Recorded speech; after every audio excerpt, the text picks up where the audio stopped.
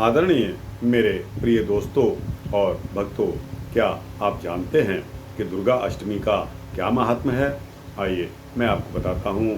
दोस्तों, आश्विन मास की शुक्ल पक्ष की अष्टमी को दुर्गा अष्टमी कहा जाता है और दुर्गा अष्टमी के रूप में ही इसे मनाया जाता है। दोस्तों, इस दिन दुर्गा देवी की पूजा का विधान है। भगवती को उबले हुए चने, हलवा, पूड़ी, खीर आदि का भोग लगाया जाता है। दोस्तों, पश्चिम बंगाल में तो शक्ति की अधिक मान्यता दी जाती है। वहाँ बहुत ही बड़ा उत्सव मनाया जाता है। इसके अलावा दोस्तों, हमारे देश में जहाँ कहीं भी बंगाली लोग बाहुल्य में रहते हैं, यानी कि जहाँ 15-20 मकान भी अगर बंगालियों के होते हैं, तो दोस्तों वे दुर्गा अष्टमी का पर्व बहुत ही धूमधाम के साथ मनाते हैं। वहाँ बहुत बड़ा उत्सव होता है। इस दिन देवी की ज्योत करके कन्या लंकर जमाते हैं।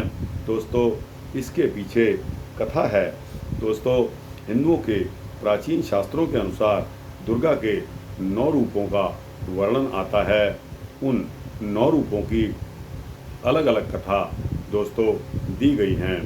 आज आपको मैं महालक्ष्मी की कथा सुनाता हूँ।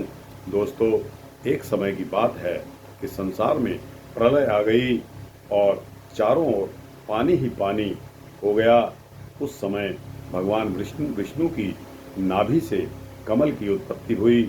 उस कमल से फिर ब्रह्मा जी की उत्पत्ति हुई। इसके अतिरिक्त भगवान विष्णु के कानों से कुछ मैल निकला। उस मैल से मधु और कैटम नाम के 2 राक्षस उत्पन्न हुए। मधु और कैटम ने जब चारों ओर देखा तो उन्हें ब्रह्मा जी के अतिरिक्त कुछ भी दिखाई नहीं दिया। ये ब्रह्मा जी को देखकर उन्हें अपना भोजन बनाने के लिए दौड़े। तब ब्रह्मा जी भयभीत होकर भगवान विष्णु की स्तुति करने लगे।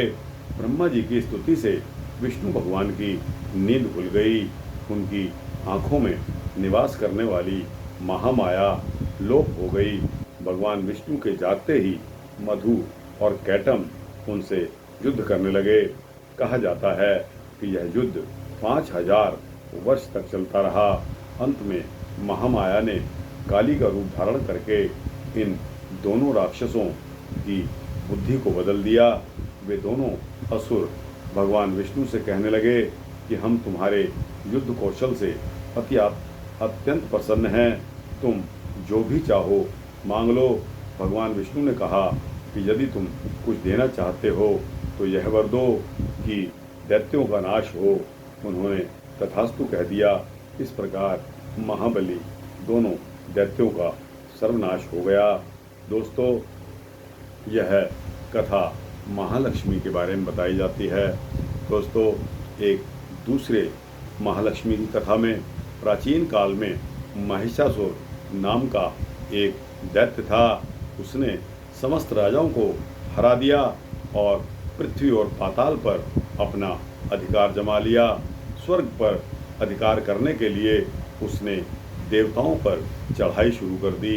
देवताओं ने भी अपनी रक्षा के लिए भगवान विष्णु और भगवान शंकर की स्तुति शुरू कर दी। उनकी स्तुति से भगवान शंकर और भगवान विष्णु प्रसन्न हुए। उनके शरीर से एक तेज पुंज निकला जिसने महालक्ष्मी का रूप धारण कर लिया।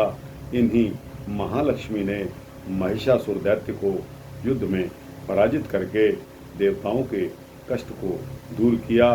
दोस्तों, यह महालक्ष्मी की दूसरी कथा है। दोस्तों, इसके अलावा चामुंडा के बारे में आता है, जो मैं आपको अगले वृत्तांत में सुनाऊंगा। दोस्तों, यह वृत्तांत आपको कैसा लगा? अच्छा लगा हो तो इसको लाइक और शेयर करते हुए अपने दोस्तों, मित्रों, भक्तों, जिज्ञासुओं को अवश्य भेजना। और दोस्तों, इस चैनल को सब्सक्राइब करेंगे तो आपको इसी तरह के भक्ति वृत्तांत मिलते रहेंगे।